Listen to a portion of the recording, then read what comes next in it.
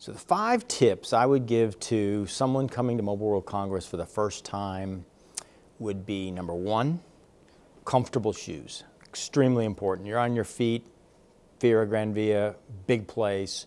You got to have comfortable shoes. Number 2, have a plan.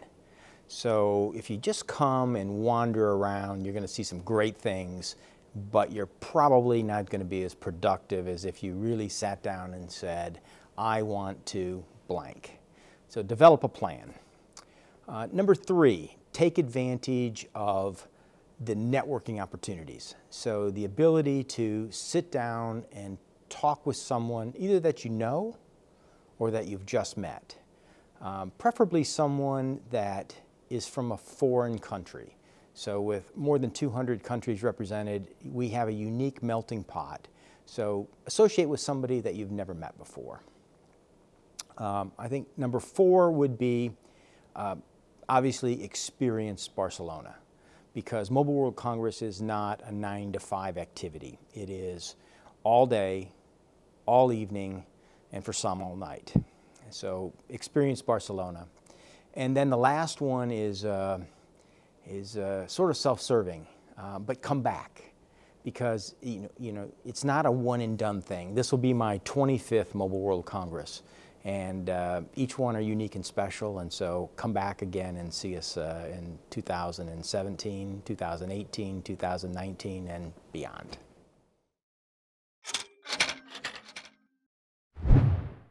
It's hard to pick 5 important things in Mobile World Congress, but I would start with our conference program. So our keynotes, the ability for someone to sit in on some of our discussions, either panel discussions or keynote discussions or presentations of where the industry is headed. Number 1, our conference program. Number 2 would be our exhibition. So it's the largest exhibition of this type for technology in the world. It's big, it's vast, it's unique. Get out and experience that. Then now we get into really some specific things. The opportunity to experience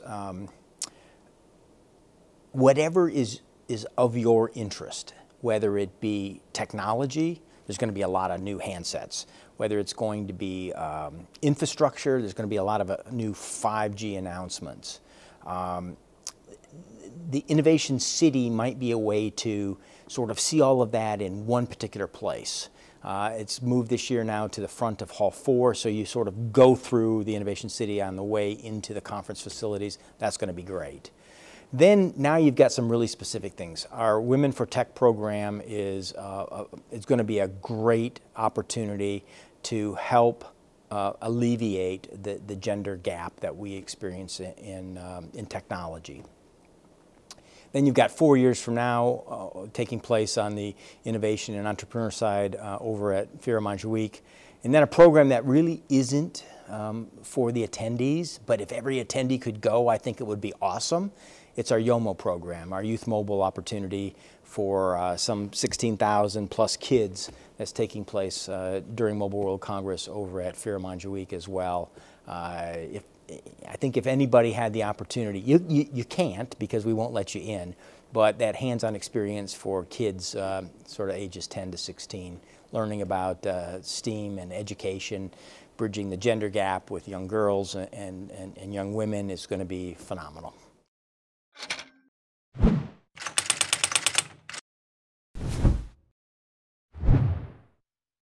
So 5 key trends, Mobile World Congress, obviously is the evolution to 5G, I think is going to be a big topic. Digital authentication. So how are we going to replace passwords with electronic secure authentication? GSMA is working with our members, our operator members, on Mobile Connect, and that's going to be a big theme. I think augmented and virtual reality is another one that's going to be extremely important. The Internet of Things, IoT, connecting everything and everyone together is the wave of the future. And then my last one is around sustainability.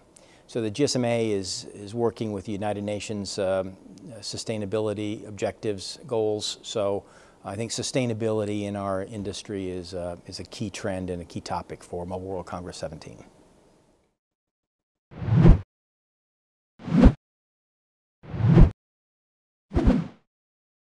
Gaudi architecture, I think, is phenomenal. And I'm not going to go into the names. You'll find them. They're different locations, big and small. The sea. I think the sea is a unique opportunity for a large metropolitan area to be on the sea and on the mountains. So to hit both the sea as well as to go up into the foothills, Fira area, as well as the foothills around the city, and look down, you know, on Barcelona at night, having a wonderful meal and a nice glass of wine is a unique opportunity. And then would be to experience Barcelona like a local, to go into the back streets, visit some of the shops and the restaurants, and they're all over. The little pockets where the tourists don't typically go, it's where you're going to get the best experience of what really makes Barcelona tick. And then, you know, I don't think an experience in Barcelona would be complete without going over to the stadium to see, you know, the location where one of the best teams in the world, you know, calls home. So I guess those would be my, and it's hard to pick 5, I mean, frankly, but you do those 5, you probably got a pretty good idea what goes on in Barcelona.